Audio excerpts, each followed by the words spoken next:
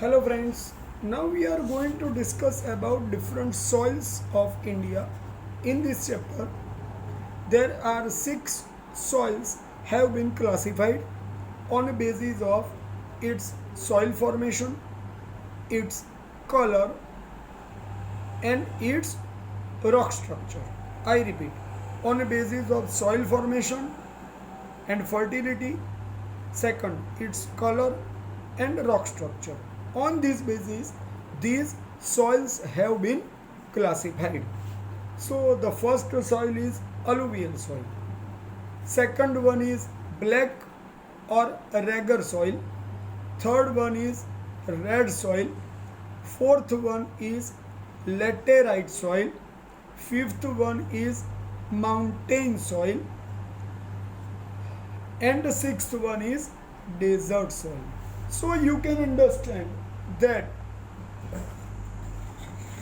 from our different soils we can understand its structure, how it is useful to us. Generally, it is necessary for us to understand its importance because these soils are producing so many crops for us. These soils are providing us different elements, so we understand these soils on these basis, right my friends? So first I am starting here with alluvial soil. Alluvial soil is divided in two types. In two types mean what? Khadar or the Khadar and Bangar or the Bangar. Khadar soil is generally fresh alluvial deposit soil. I repeat, the soil formed due to fresh alluvial deposition is called Khadar soil. It's a new alluvial soil, we can say. And Bangar soil is soil containing old alluvium in upper valley region of a river. It is called Bangar soil or Bangar soil. Generally, Khadar soils are found in river flood area, so nearby regions of the river are always Khadar soil, and upper valley region of river are always Bangar soil. Bangar soil is almostly sticky and dark in color, and Khadar soil is alwaysly soil particles mostly spread everywhere, and new alluvium it is, so it is a less sticky, as well as its color is light than Bangar soil, because one layer of the old alluvium then on the other alluvium level has been deposited in the Bangar soil. But in case of Khadar soil, the constant layers are not made. Simple river plain is developed. As the water comes, the earlier soil will be passed on, flooded, and the new soil will be deposited. So it is a Khadar soil. Remember, here the fertility is also different. See, I does not mean that the new alluvium soil is not fertile. Fertility is there, but the fertility of lands in the alluvial soil also different from first place to another place. That you have to remember, right? Okay. Generally, it is said that every alluvial soil is fertile, but its fertility is different from places to another places. It is found in Punjab, Uttar Pradesh, I repeat, Punjab, Uttar Pradesh, Bihar, and West Bengal as stated in your textbook. So when you are preparing the map, the alluvial soil mostly possible to show in your map in yellowish color you will find in the map. That part is in the Uttar Pradesh. So region of the Uttar Pradesh is almost fertile, and also the region of the Punjab is also fertile up to the Bihar region. Some part of the West Bengal is also included there, right? So we have to understand that the second layer next to the Himalayan mountain is the river plain region, and most of the river plain region is alluvial soil. That we have to remember, right, my friends?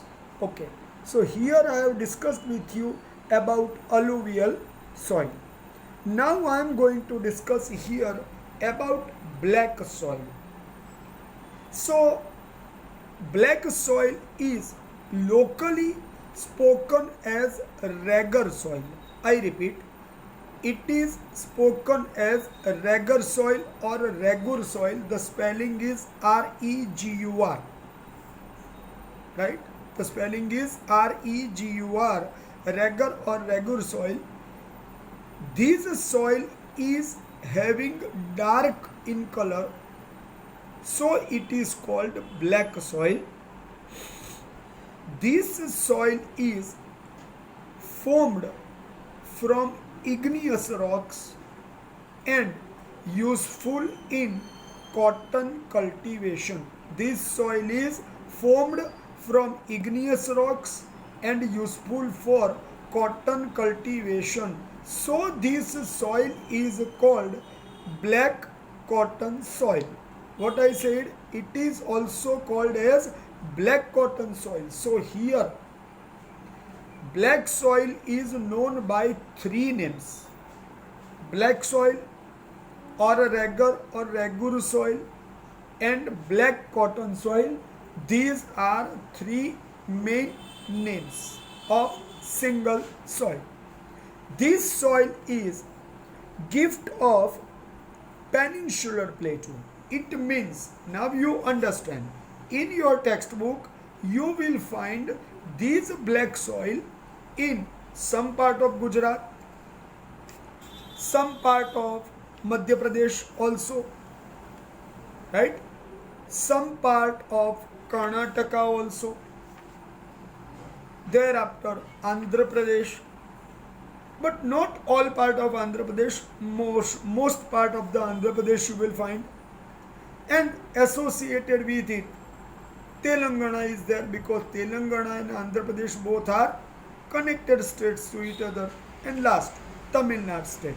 So here I have discussed the different regions where the black soil is found, and this soil is having some special features as like sticky soil, fertile soil,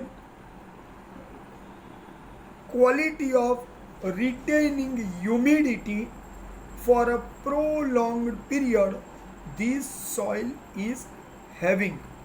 I repeat, black soil is sticky and fertile soil. Second, it is having quality of retaining humidity for a prolonged period, and it is useful as production of cotton crop.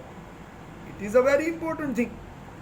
Wherever the fertility is more, the cotton will be grown up, because here igneous rocks we can see. So this soil's color is black or dark. Is that clear, my friends? So here I have discussed with you about the second soil. It is black soil. Now we are moving to the third one, is red soil. So red soil is made from igneous and metamorphic rocks. I repeat, red soil is made from igneous and metamorphic rock. Its color is red because the land where the red soil is found is having ferrous substance and other humus content. I repeat, the soil is having ferrous substance, ferrous means iron, ferrous substance and humus content.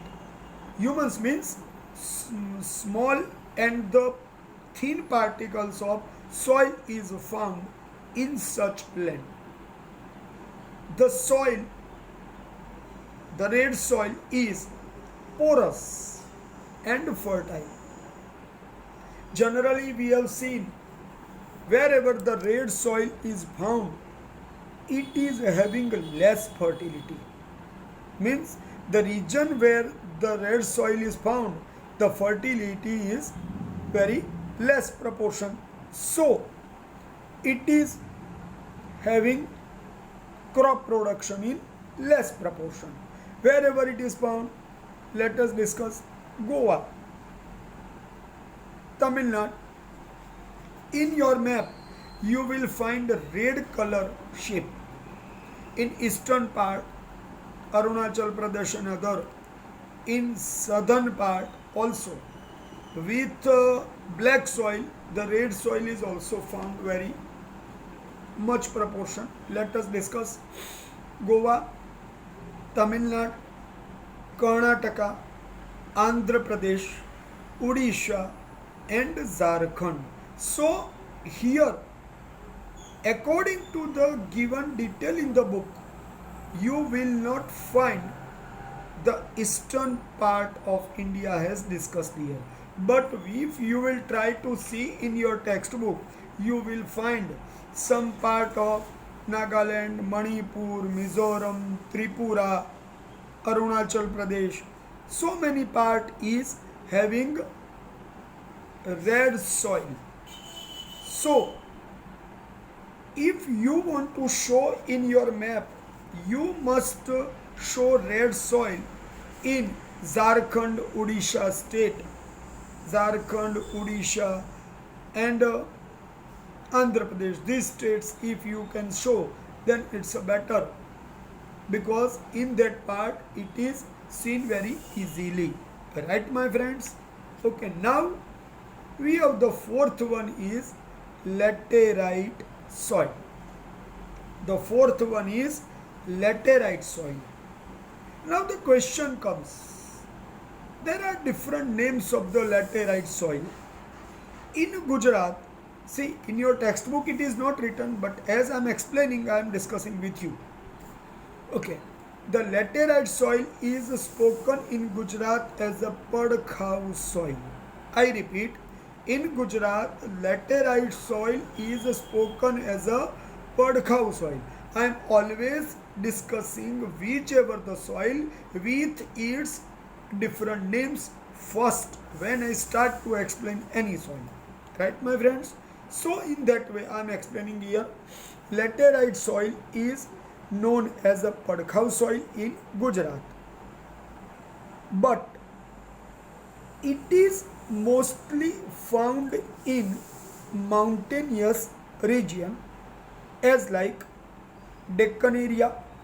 Deccan area means southern part, Karnataka and Kerala, also Odisha and northeast. So it means near the Tripura, in if you will find in your map the green color shape has been shown, it is laterite soil. Very few proportion it is, but in northeast it is found.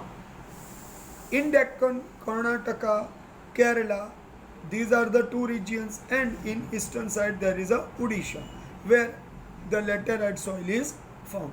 Okay, let us discuss some statistics of it. Its color is as like a red. In originally wherever the laterite soil is found, its color is as like the red soil. Red sandstone containing iron and aluminium. The red sandstones containing iron and aluminium is the feature of laterite soil. This soil is made up of rocks, erosion of rocks. So due to the constant erosion of rock, the soil color become the red. I repeat, due to the constant erosion of rocks, the soil color become the red. This soil is having less fertility because it contain less humus. This soil is having less fertility, so it becomes less humus, and due to that the fertility is less and the production of the crop is found very less. Generally, in such a soil, the humus content is leaching, means absorbing towards the lower layer. Absorbing towards the lower level, the humus is entering inside in the lower strata, which is called leaching. Leaching means entering the humus from top soil into the lower layer. This process is called leaching. See this line, the humus content from top soil descend into the lower strata, which is called leaching. This line is important for 1 mark. Okay my friends, so be careful when I am explaining any soil. I try to explain its every portion to discuss, because every point is important for 1 mark. You have to prepare. Okay friends. Okay, now I am going to discuss mountain soil with you. Generally, this is the 5th one. I am going to start mountain soil. So by word it is very clear that this soil will found in only mountainous area. Not in the plain region you will find any mountainous soil. Is that clear? In India, such soil is found in mountainous region, as like, see, I am stating the name of the states: Meghalaya, Arunachal Pradesh, and other eastern hilly ranges. So the eastern hilly ranges means Patkai, Lushai, Naga, Boom, Mizo, Garo, Khasi and Jaintia. These are 8 eastern hilly ranges. You have to remember Patkai, Lushai, Naga, Boom, Mizo, Garo, Khasi and Jaintia. These are 8 eastern hilly ranges. You have to remember. And in this region you will find in eastern part Himalayan ranges. As like this, eastern Himalayan ranges I could say is mountainous soil. In other part of India, Uttarakhand, Himachal Pradesh and Jammu Kashmir state. I repeat, Uttarakhand, Himachal Pradesh and Jammu Kashmir state has mountain soil. I repeat, Uttarakhand, Himachal Pradesh and Jammu Kashmir state has also mountain soil. This importance of this soil is it's a rock structure. It's a rock structure which is less absorbing water inside. So the leaching is not possible here, but the water will be flowing towards the slopy region. So the Shivalik ranges, the southern part of the Himalayan mountain ranges, the Shivalik ranges we have studied in the earlier part of the chapter, is less fertile because the slopy range and the water is already flowing from this area. The Terai slopy region is there. So this region is less developed less fertile, and sometimes this soil is sandy, porous, and does not contain humus. So this soil is considered to be mountain soil, and its fertility for agriculture is almostly nothing. Only some small tiny trees are found. At some places we can find the greenery also, greenery like the some trees, pine, cheed, birch, these kind of the trees we can find. Otherwise the crop is not grown up in this area more. Right, my friends? So here I have discussed with you about mountain soil. The next one is desert soil. That is my discussion point.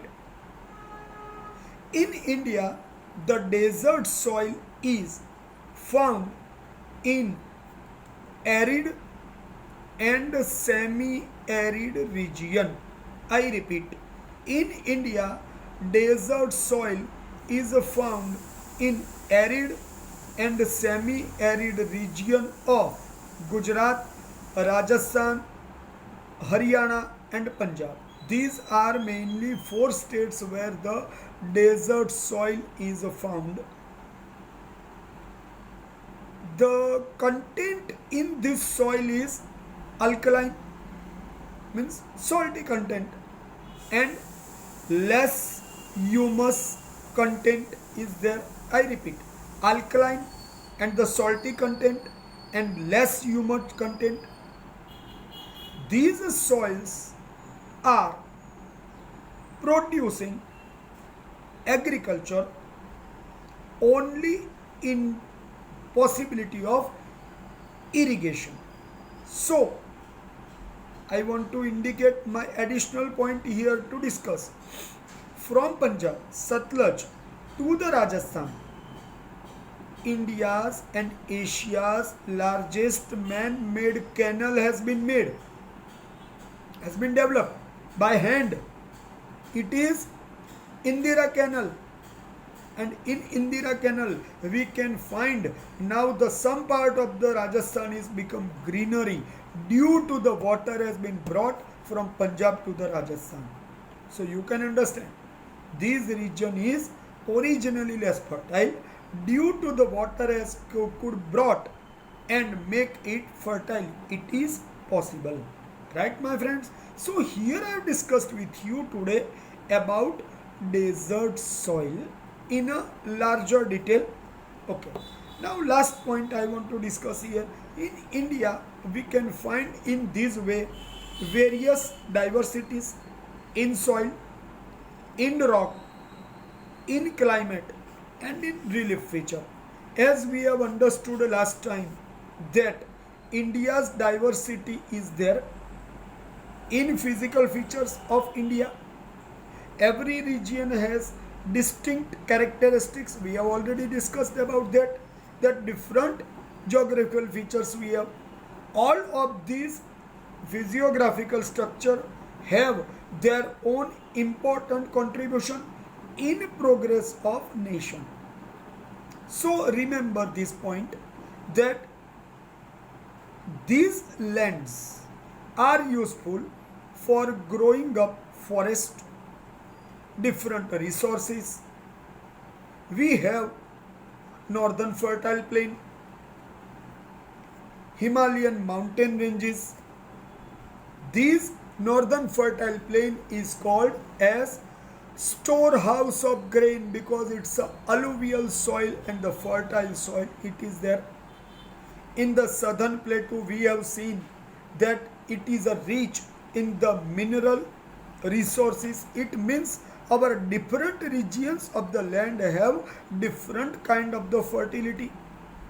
So these lands in the southern part is useful for enhancing national progress by providing us mineral rich region. Okay, here I want to indicate one thing.